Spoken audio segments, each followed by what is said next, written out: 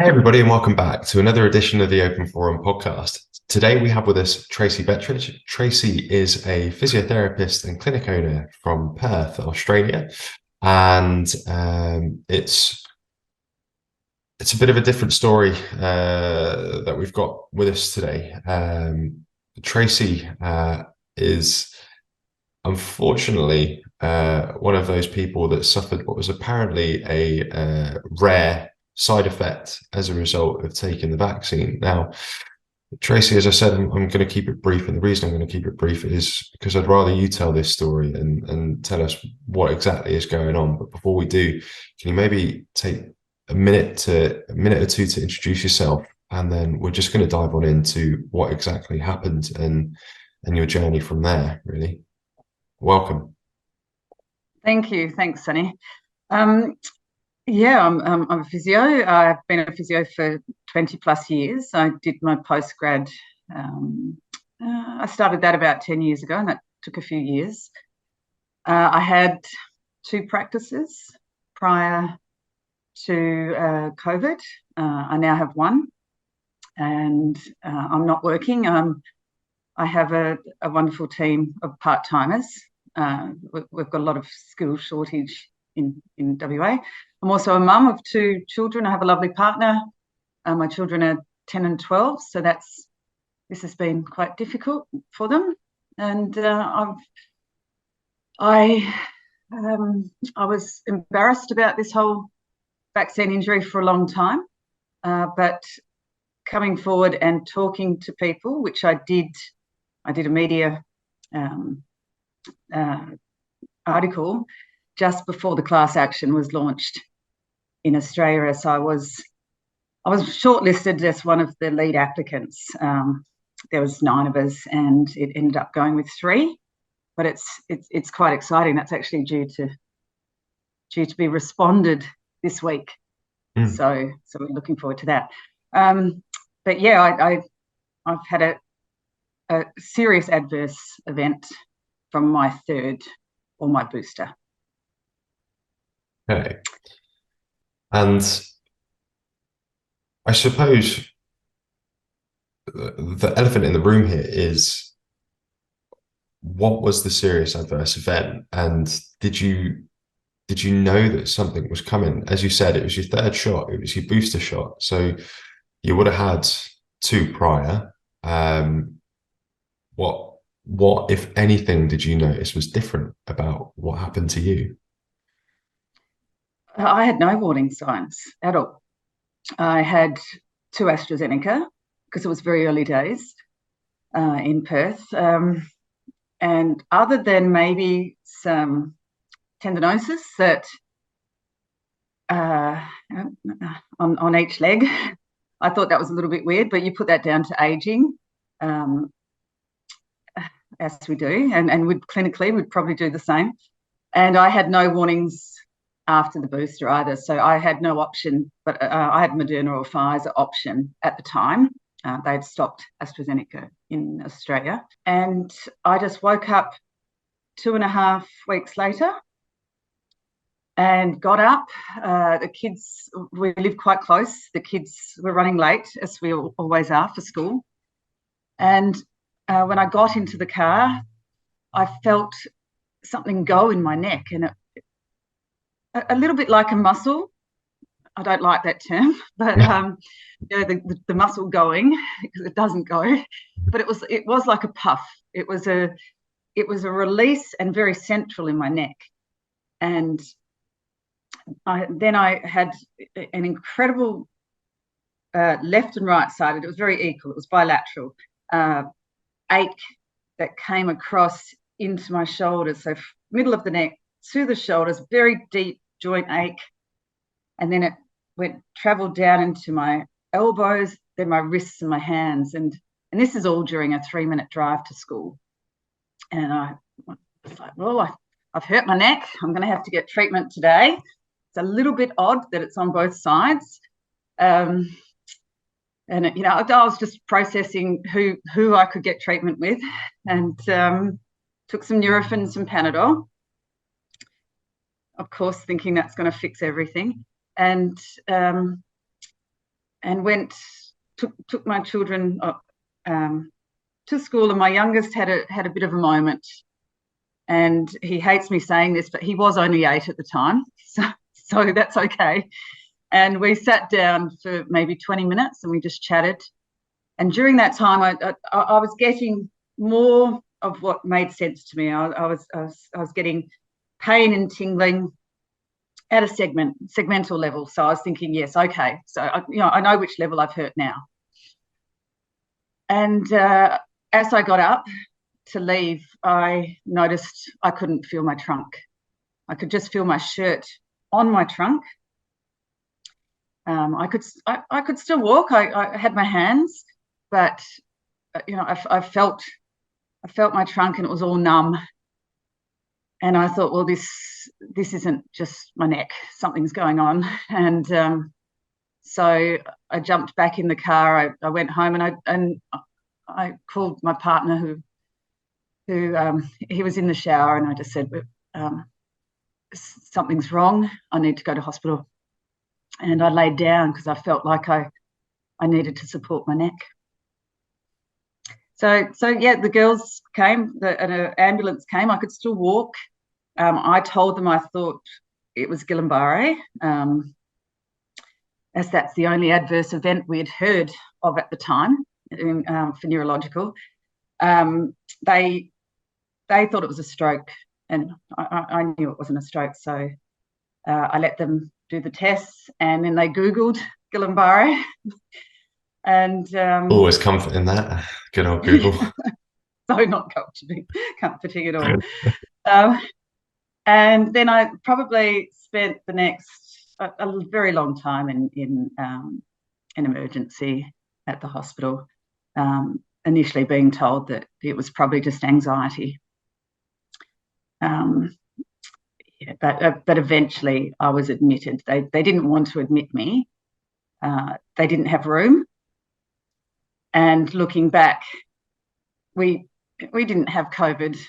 We really didn't have COVID in Perth, and our hospital system had been at its maximum for the last couple of months.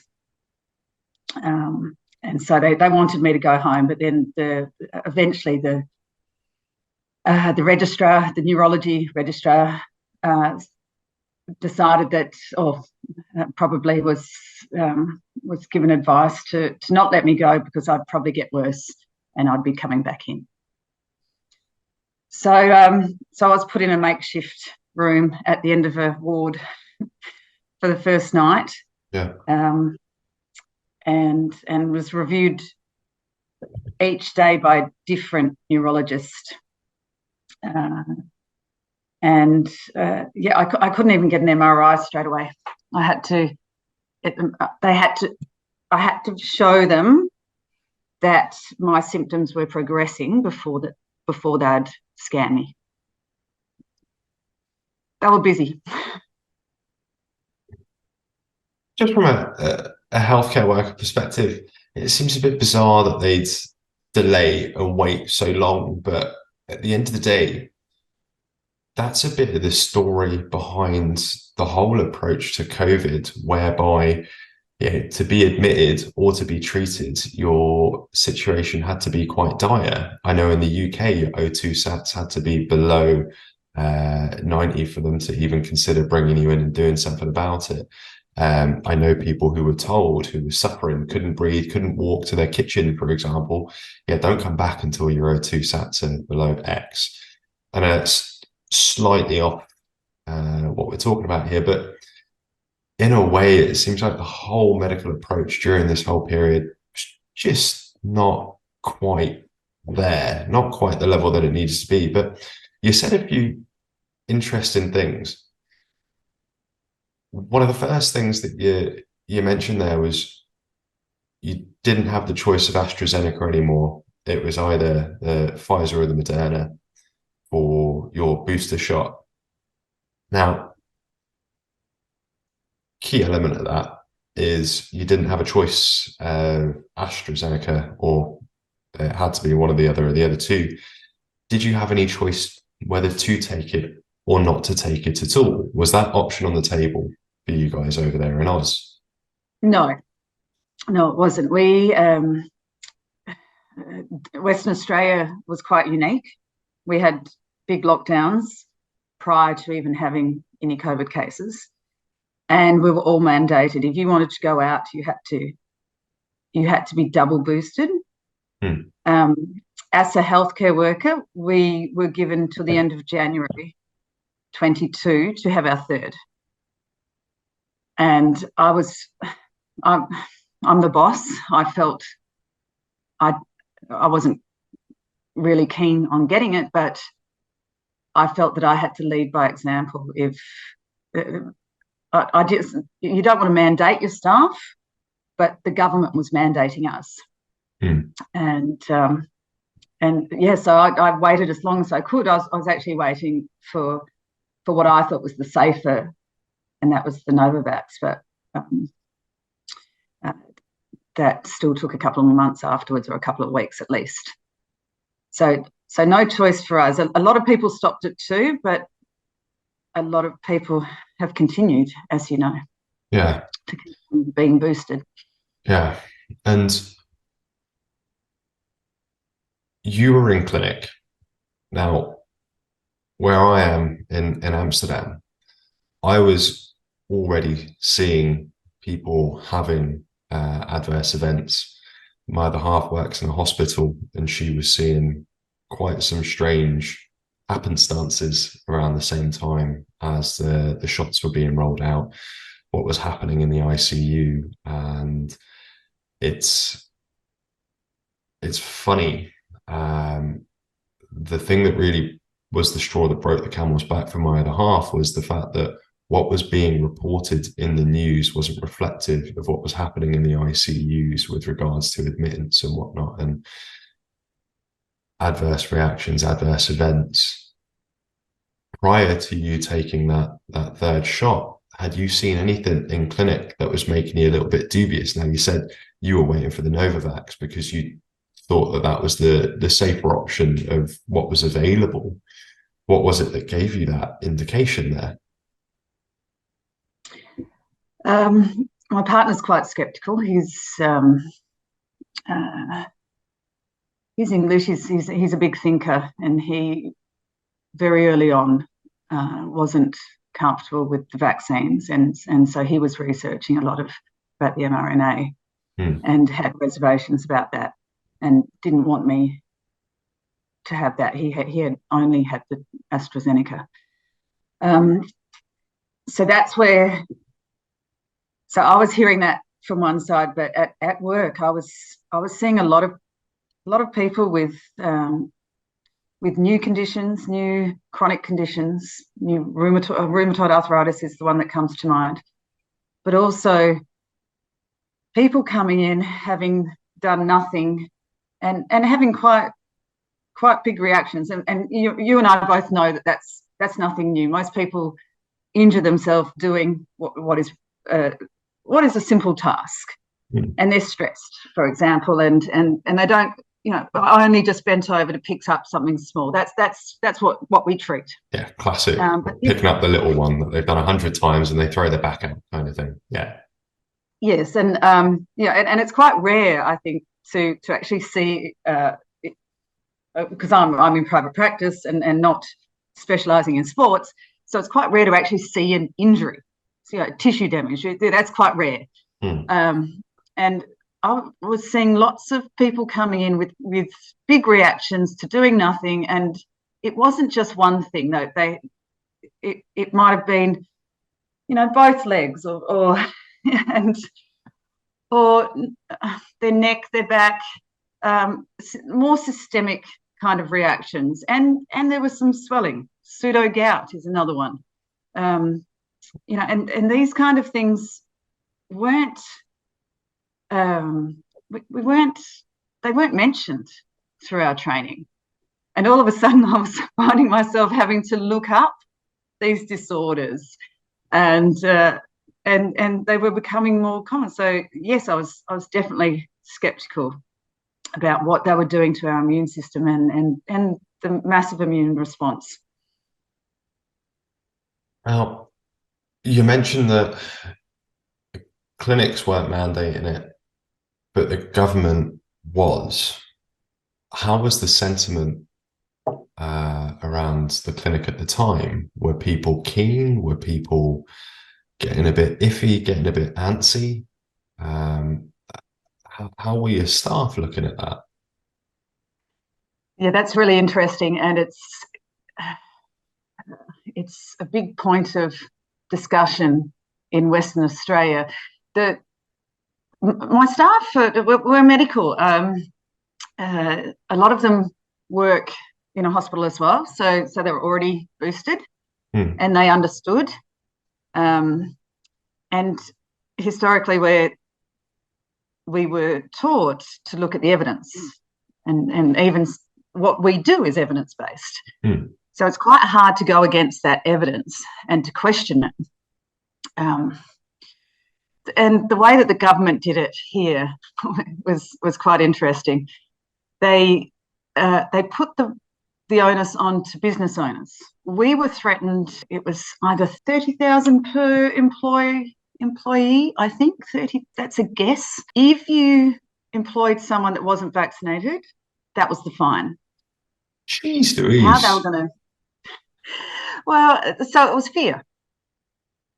I can't see how they would have, in retrospect, I can't see how they could have policed that. They would have thrown out a few news articles or bulletins to say that people have been fined, of course, to keep you on your toes.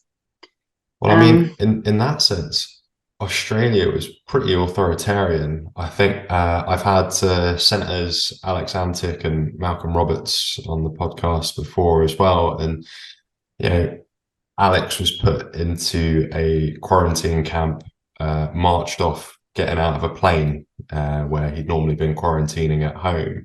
You had the story that was going around of the girl who was with someone who tested positive for COVID.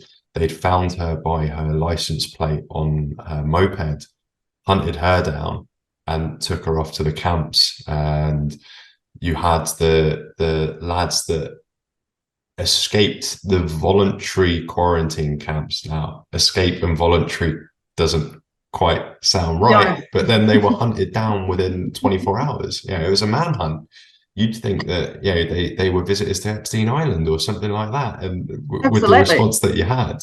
So I can wholeheartedly appreciate that that fear was there, especially when they demonstrated such omnipotence of suddenly being able to find criminals all across the country. Uh, yeah, that doesn't happen normally on your day to day. So yeah, with them putting out such a large fine there and such coercive techniques, it doesn't surprise me that it's the way that things went, really. We were probably one of the worst in the West. Yeah. We had a lot more restrictions than the East. And look, people in Perth and Western Australia, they really followed the rules. It was very surprising.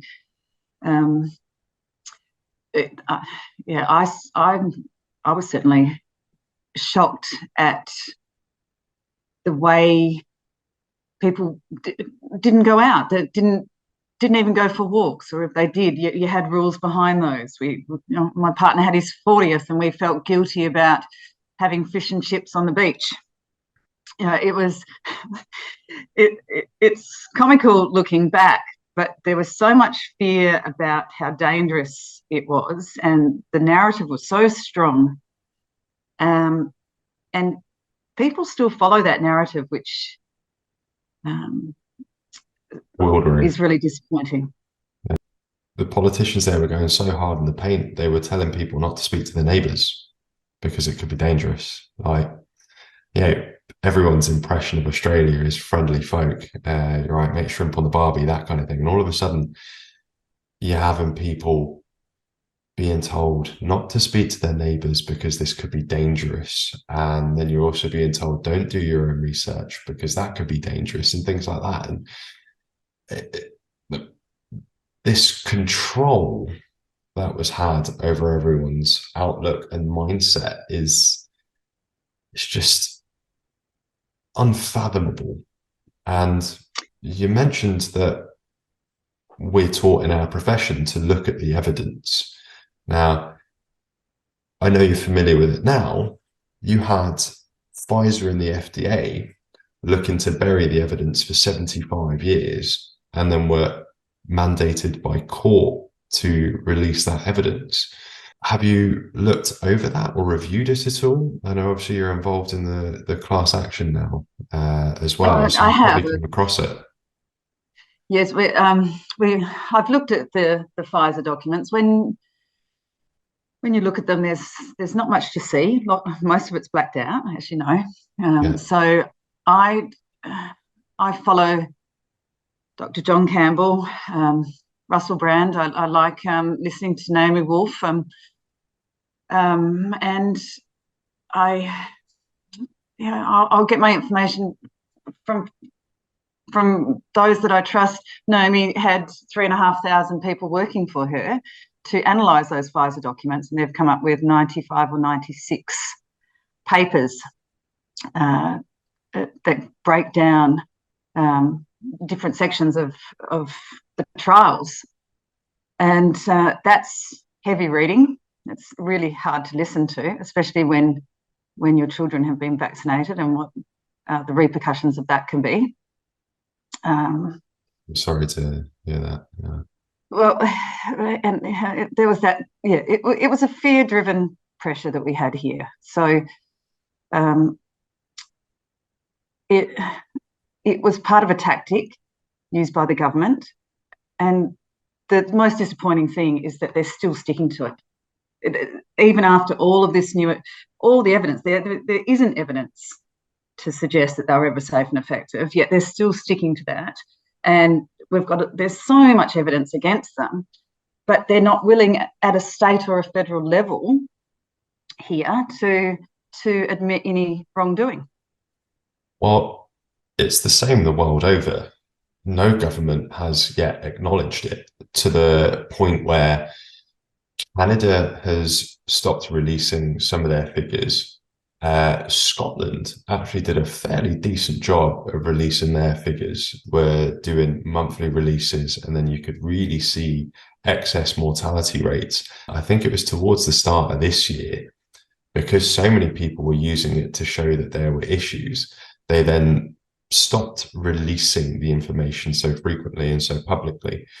But even when you look at the trial data prior to the court mandated release of the documents that they wanted to take 75 years to release, after 2 months, it was decided to vaccinate the placebo group. Now, that in and of itself is a massive, massive red flag, in that if you don't have a placebo group, you can no longer show what's safe or what's effective.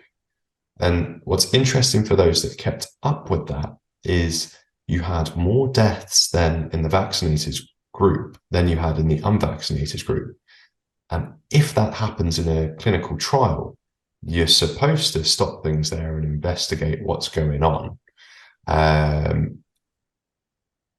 That should have happened and never did, which is also quite unnerving. And the fact that this was a known element from the FDA, from the TGA, from the Medicines Health and Regulatory Authority in the UK, all these different bodies, nothing was done with this information. Surely, for someone like yourself, it must be quite frustrating to see that all these different people had all of this information, and yet they just go with a narrative anyway. You've got to wonder whether they read it. That's my thinking, is that Australia, for example, we took most of our advice from the US. That's not going to work. And then when it suits them, they'll say, "Oh, we're following Europe," or we're following the UK.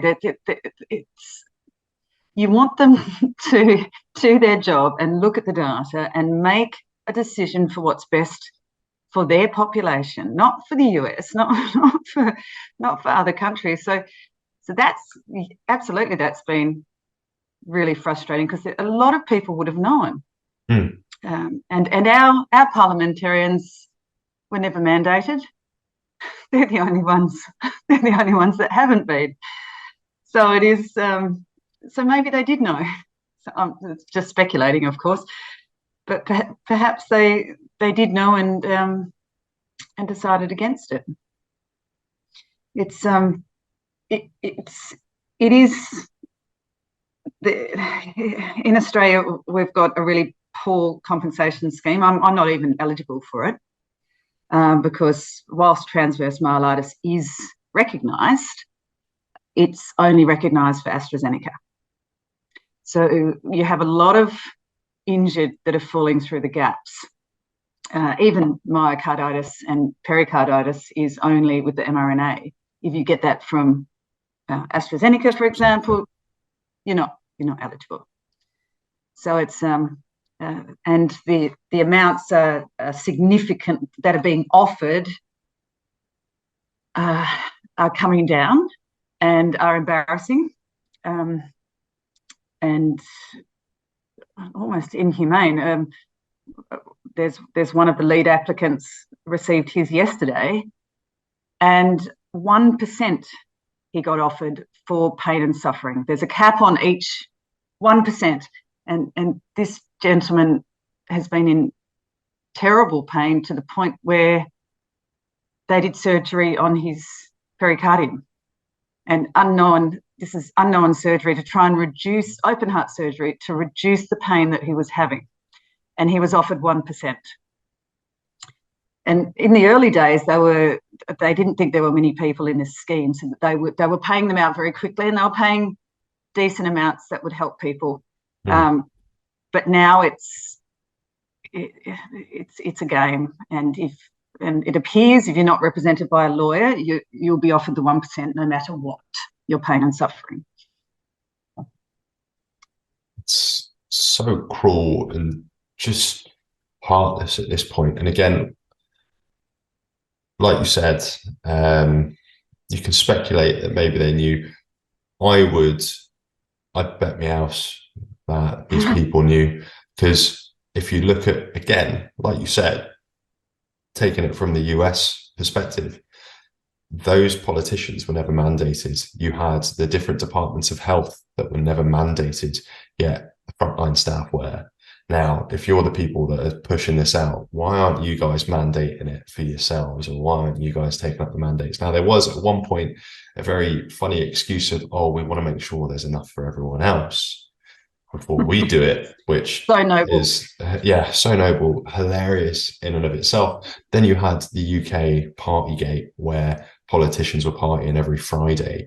It was that serious that they could party every Friday for them. So they knew a lot that they weren't telling us. But actually, there's a very important question that I haven't asked yet. And that's, you've got transverse myelitis. We're saying it's because of the vaccine, but has that been medically diagnosed, or is this just speculation from yours and my part? I do have it in writing. I've got 3 specialists, and I'm unique. There's not many of us that are injured that have it in writing. I stayed 4 or 5 nights in hospital, and each day you see a different consultant, and I asked them, and could it have been the vaccine? Because transverse myelitis can also be post-viral. And each of them said, no, it's not. Until the last day, the neurologist, who specialises more in, because at that stage there wasn't many transverse myelitis in Perth, and he said 100%, yes, it's the vaccine. This is a vaccine-related injury. So I left hospital angry, confused, of course, and I've got someone to blame. I feel, whether that's healthy or not, I'm not sure. But it took the 5th neurologist to admit that. It doesn't do me any good for compensation, but at least Sometimes knowing is At half least the we know. battle. At least you know. Yeah, it's a bittersweet comfort, but Yes. at least you know that, okay, I'm not crazy. This isn't someone wearing a tinfoil hat. There is a link here. There is a known element here. Yeah, like you mentioned, there's a lot of different reactions. There are a lot of people that have these issues and just don't know. And it took the fifth consultant to finally come clean with you, essentially. There are going to be a lot of people out there listening to this that have issues that don't even realize that it could have come from the shots that they'd had. I hesitate to yeah, want to call them a vaccine for too long, because at the end of the day, that those are supposed to do something that these quite clearly didn't. They didn't stop transmission. They didn't stop infection. In fact, all they did was create massive issues and problems. I don't know if you're familiar with Ed Dowd. Are you familiar with that name? You know, the Big Short movie with Christian Bale, the one about the 2008 financial crash? Yes. Yeah. Basically, the Yes. fella that that's based on, he's a financial analyst, the Wall Street fella, who Yes, I do know him, and it was your accent. I apologise for the years, but no, please explain. no worries, no worries. Uh, for the listeners who are unaware, he's an analyst, and his bread and butter is looking at data, looking at numbers, and figuring out what the trends are, what the patterns are. He figured out that there was going to be a financial bust essentially around 2007, 2008. And he bet against the markets. Everyone thought he was crazy. Lo and behold, as we all know, in hindsight, he was spot on. He was on the money. He's done the exact same thing with the facts and figures as it relates to the vaccine, as it relates to the shots, and both excess deaths, so above what would be normal for those periods of time, and also disability.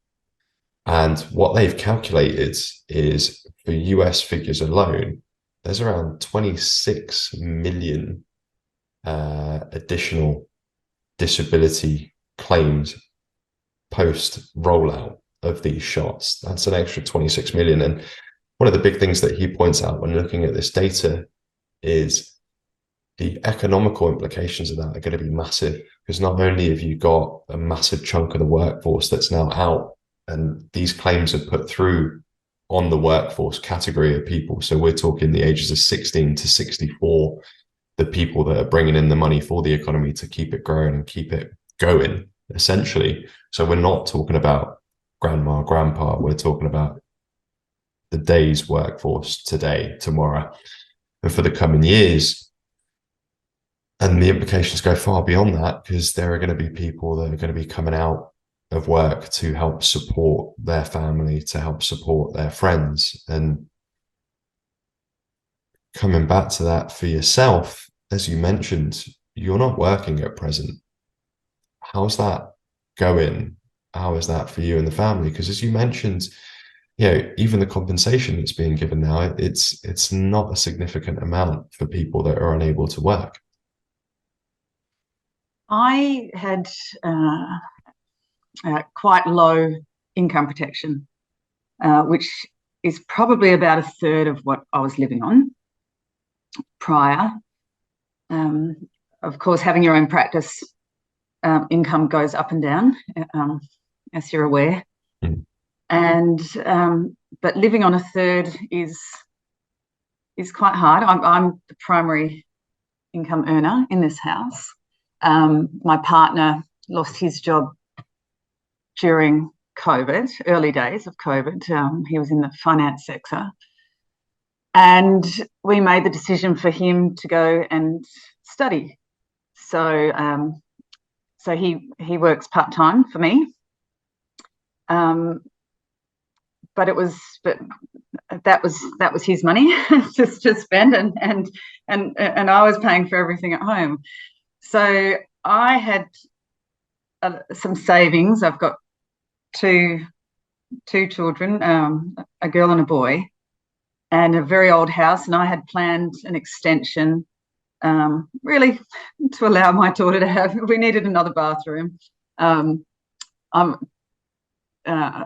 It's a tiny house. There's no storage, and I've been living off that savings, which has taken me so long to build. to save up, and I'm lucky. If I didn't, I don't know. I'd probably have lost the house.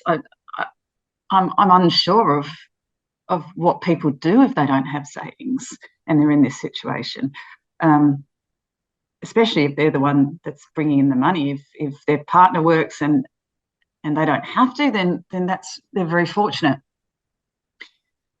But I don't know. I actually had I had repeated glands in my armpit and in my breast since this has happened, and for the first time, and when I feel them and I feel them at night time because they're painful, I will go and get them scanned. I'll get a mammogram, I'll get an ultrasound. But this week, when I had that done, it's almost $400 out of pocket. Jesus. And I thought this is, well, they subsidised it during COVID times, and so you could actually get it complete rebate, so no out of pocket expense. And they've stopped that, and the wait time in Perth was 4 or 5 months to get a breast scan. So I thought, no, that's too long. So I'll go privately and pay that $400. But after that, I felt that is the first time where I've thought, no, I can't afford to do this, to look after my health. It's too much. And when you're getting them this often, I have to prioritize. Yeah, it just becomes something that unfortunately will fall to the wayside. Now, obviously, I don't mean to labor on the negatives here, but how have the people around you responded to all of this, and how has it been received by those around you? Have they been quite open to the discussion, or have they been trying to bury their heads in the sand on it, or is it an elephant in the room? I do have some friends that right from the start have been pro-choice, and very supportive. I had a very good friend working at one of the universities, and she'd worked there for over 20 years, and she chose, she's a quadriplegic, and she chose to not be vaccinated, and they fired her, and it wasn't kind, and that's people like that have been wonderful, and especially her with we've now got matching lesions in our spine, and she's been a good source of help in terms of anger and acceptance, because she's had to live it herself. But in terms of others, it's been really challenging. The narrative's so strong here. The narrative at the school that my children were at the time had a lot of doctors, had a lot of professionals working there, and it was looked down on to not have your children vaccinated.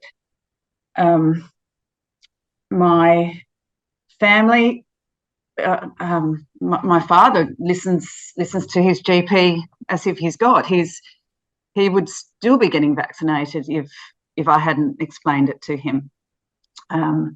And others are still thinking that the vaccines are safe and effective, and you get tired of arguing. It's you can just provide some evidence. Mm. You would have the same. It's something that you are so passionate. You've read. That's all. It feels like that's mostly what I've read for the last, especially for the last year and a half, and I'm convinced, and the data is convincing. Yet, when you try and go against what the government is saying, what big business is saying, then people don't want to listen.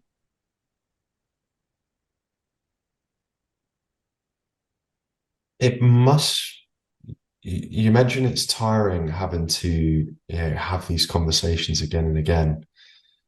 Now, you're already going through the ringer with the serious adverse event that you've had with your transverse myelitis. It must be doubly fatiguing having to both listen to people's stories and also fight the battle at the same time of trying to explain it to people that don't get it. How have you been coping with that? How's that side of things for you? You've got to prioritize your health and your healing. Stress, if I get too stressed, and I've got a much shorter fuse now, you can ask my children, extra stress makes you tired, and it's not worth it. I've got to redirect these friends and to podcasts, to other ways of educating them, because it's not worth the effort of me being upset and having a bad day tomorrow, or a worse day. It's heartbreaking as well, because you love your friends, you love your family, and you don't want them continuing to think that these vaccines were a good idea, or they're safe, or that they're the better option than actually catching COVID, which we know isn't true. What would be your advice at this point in 2023? We're sort of 15, 16 months down the road past when your incident occurred, to anyone that might be suffering but is unsure of what to do and doesn't know if it's related or not, doesn't want to accept? I'd start talking to people and ask if they know anybody else that's been affected.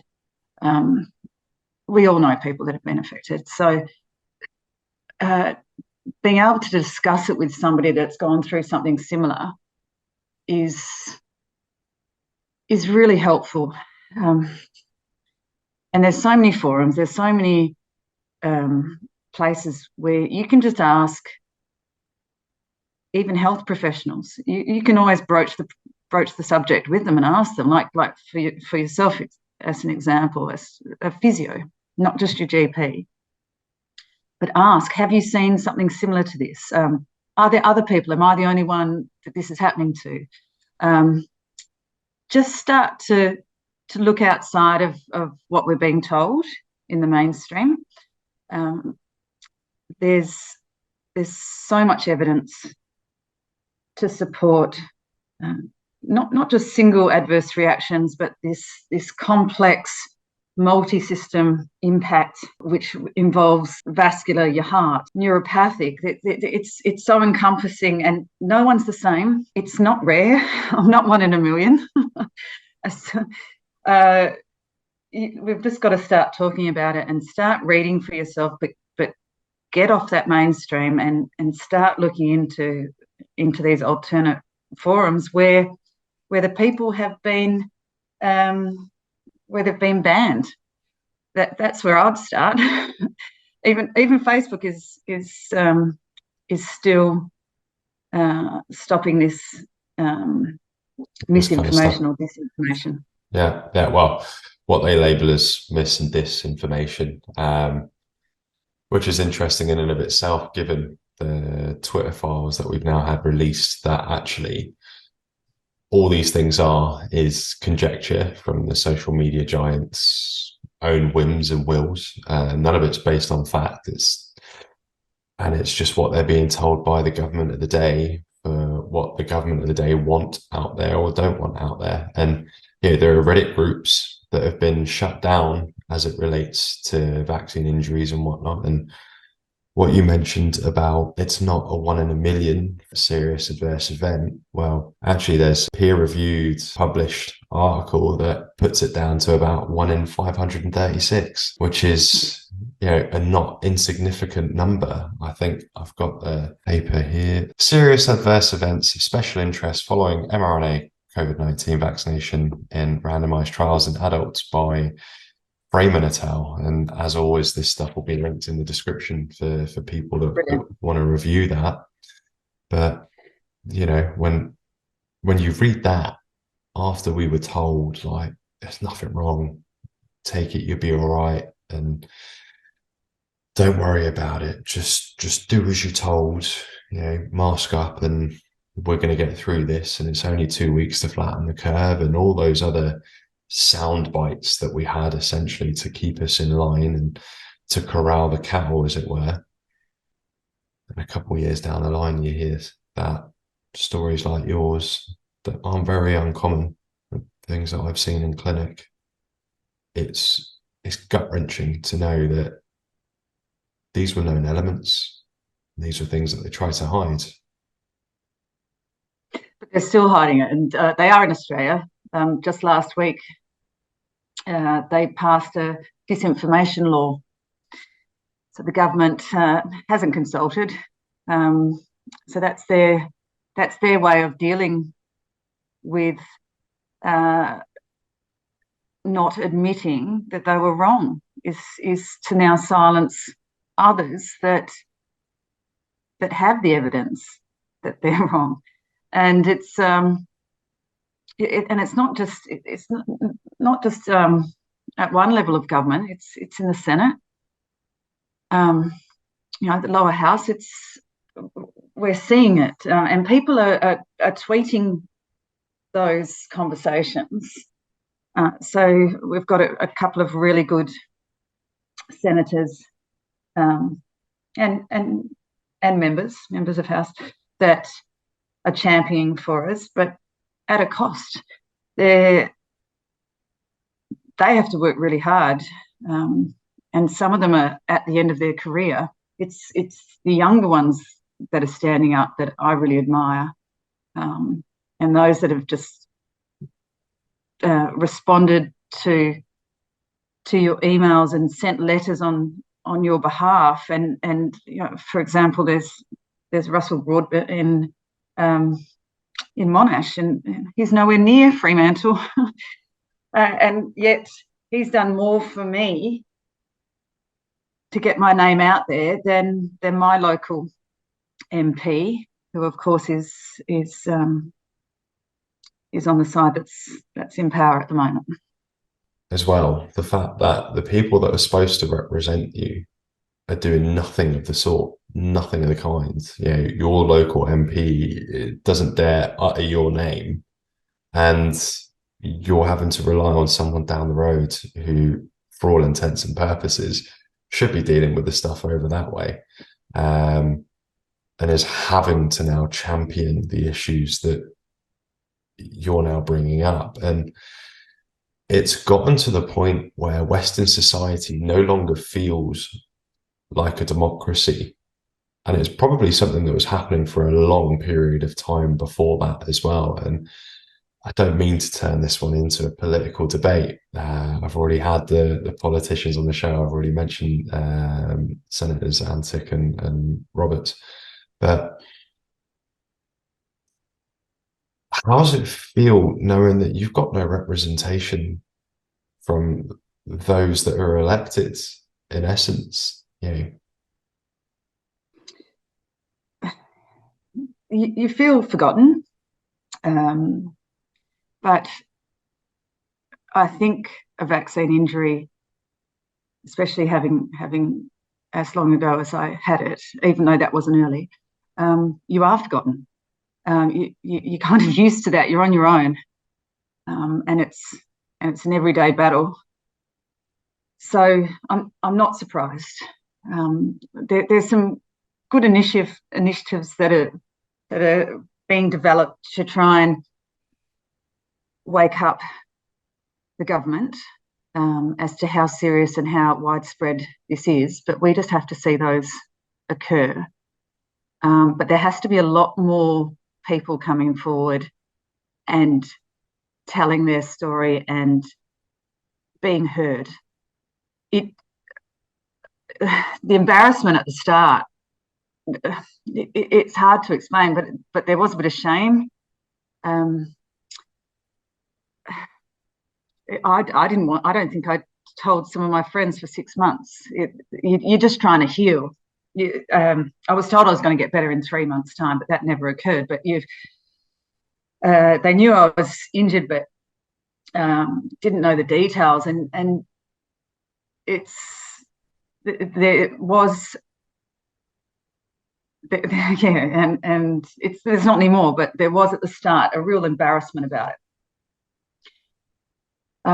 But we have to keep speaking out. And the best thing I did was that initial interview, and it was very scary to start with. You don't want people knowing your medical history or your financial details, but the amount of positive support I got from that, not both from friends, from colleagues, from people, fellow physios that read it, very supportive. I let my partner read the negative ones, which are mostly on the social platforms, on the larger social platforms. So he would just he would vet those and just read the positive ones. But from my experience, from even the jab injuries story, anything in the paper over here or online was overwhelmingly positive, and people helping, not necessarily great help. You're going to get a lot of alternate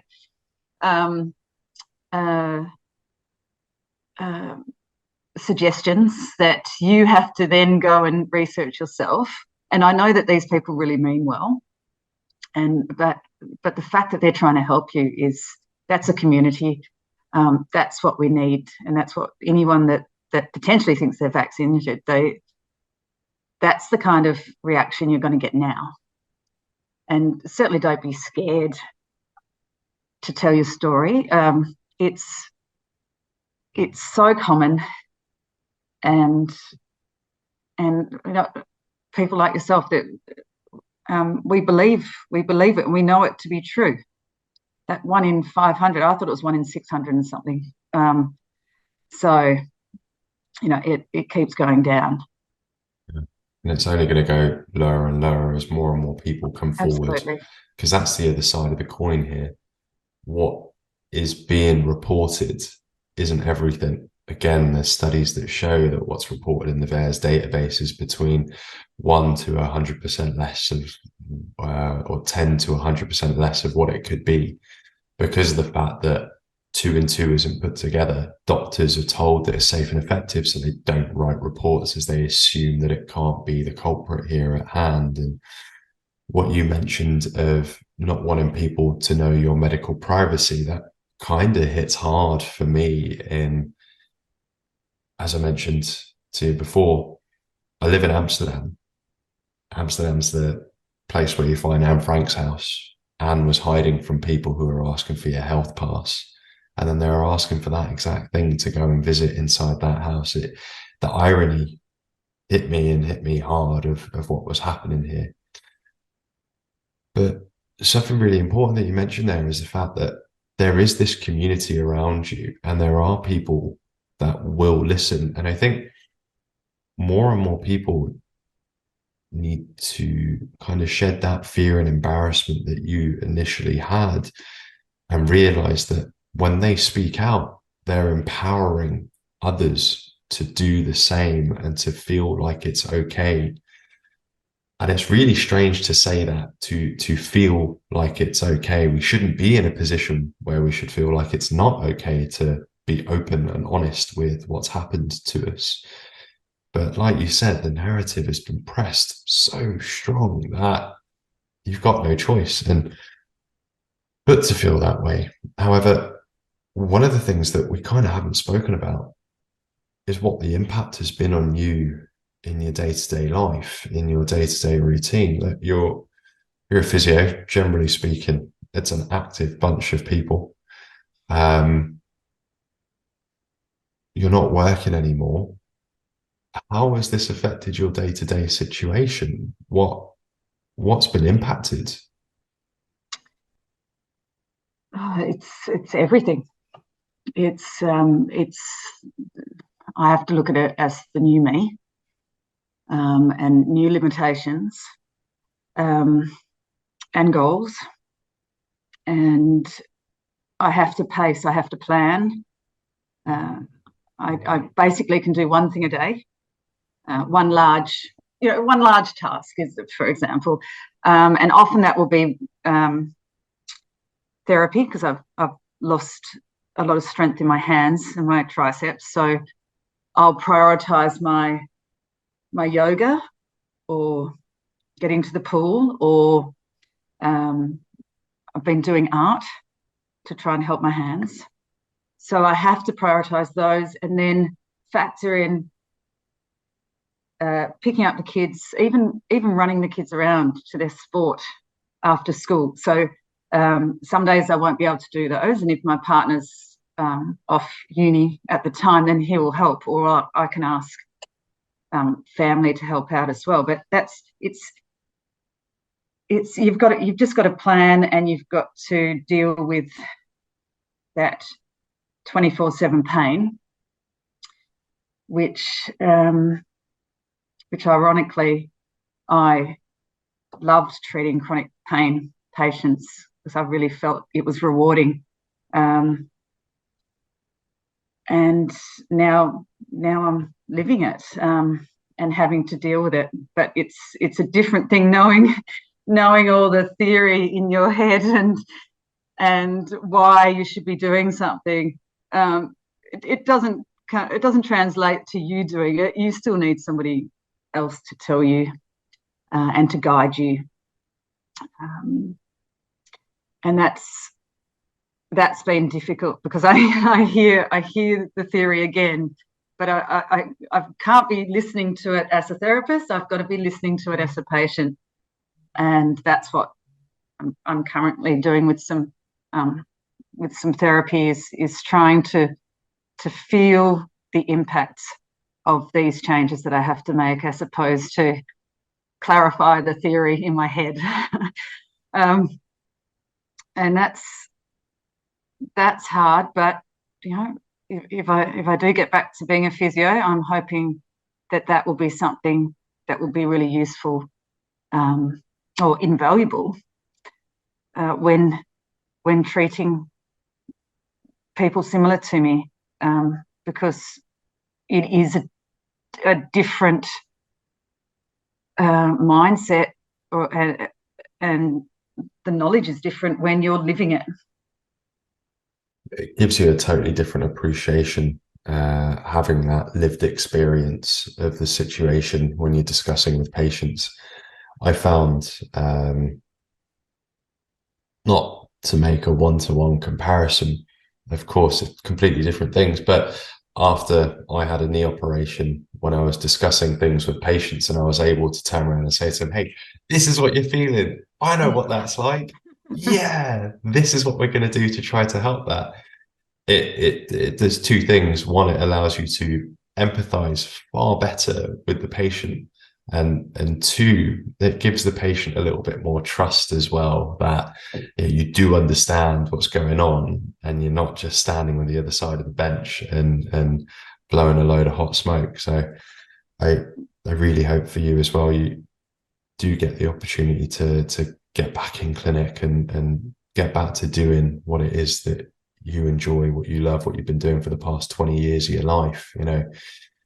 to have that ripped away by people that refuse to acknowledge or take responsibility of what's happened is a gut punch, is underselling it a little bit in what it is. It does, because we define ourselves as what we do, which is nice until it's taken away.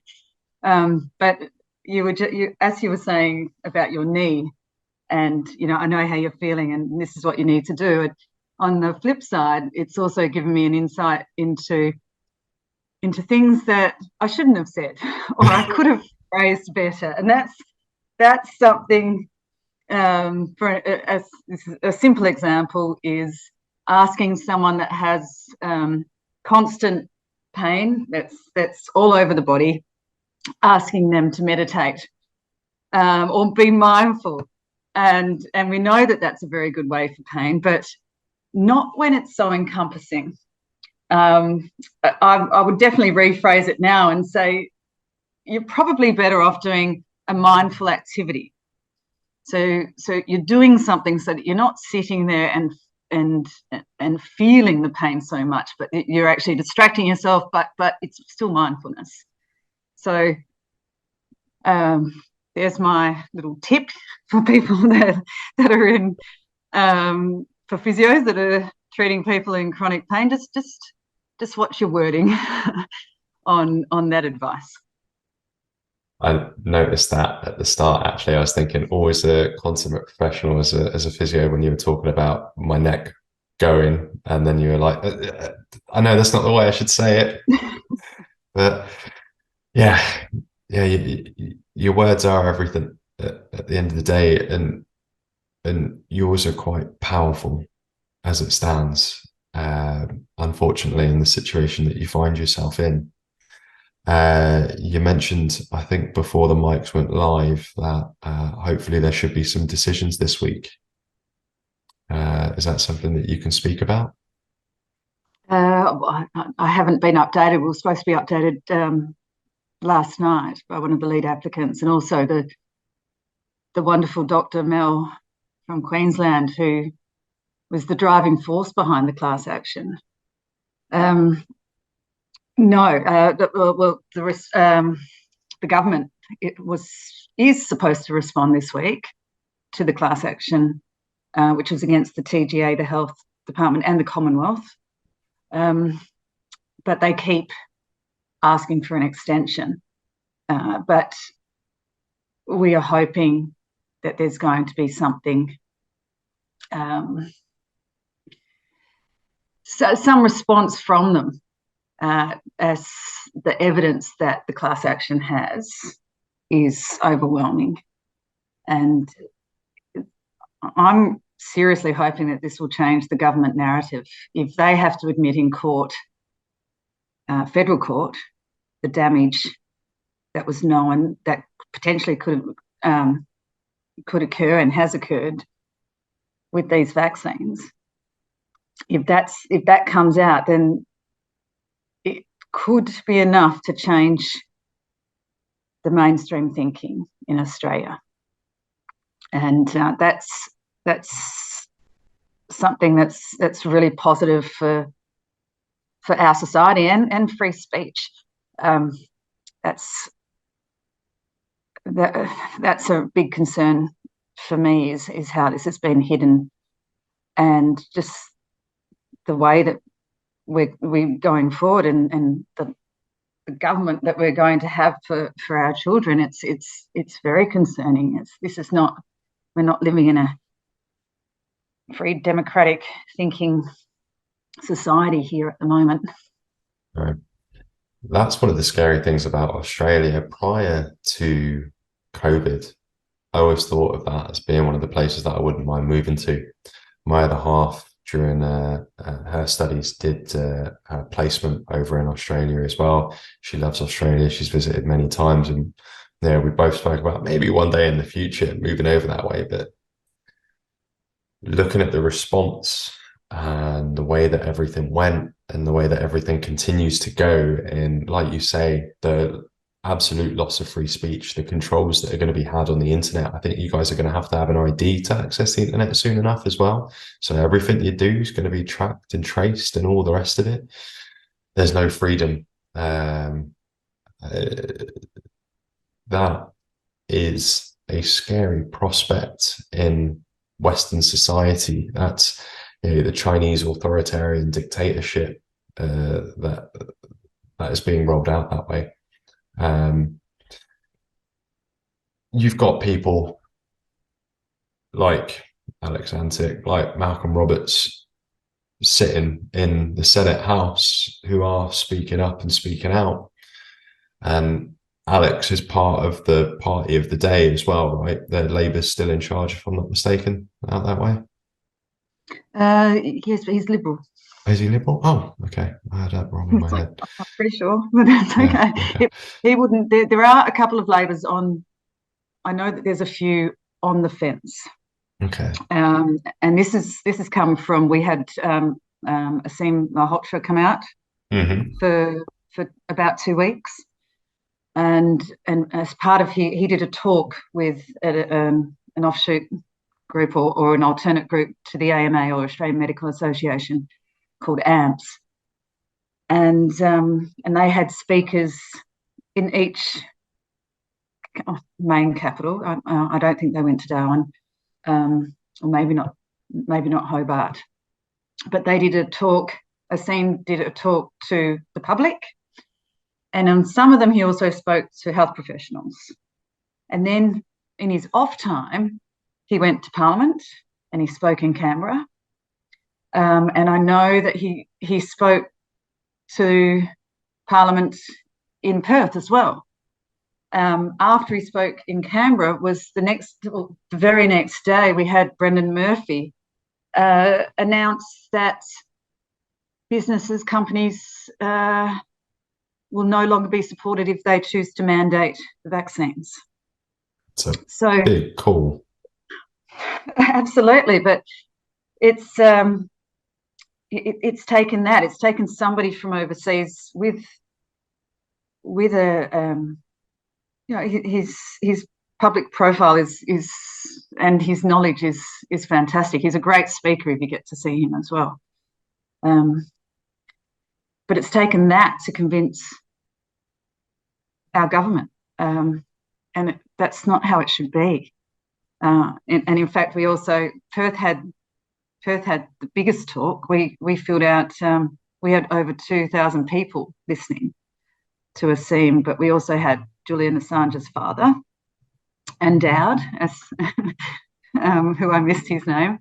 And we had Naomi Wolf as well. So for me, it was a very long. It was a very long night. It started early and it finished almost around about 6:30, and it finished close to midnight. And there was so much information, not necessarily new information, but just having it all put together was so overwhelming for me. It took me 3 days to get over it. Jesus.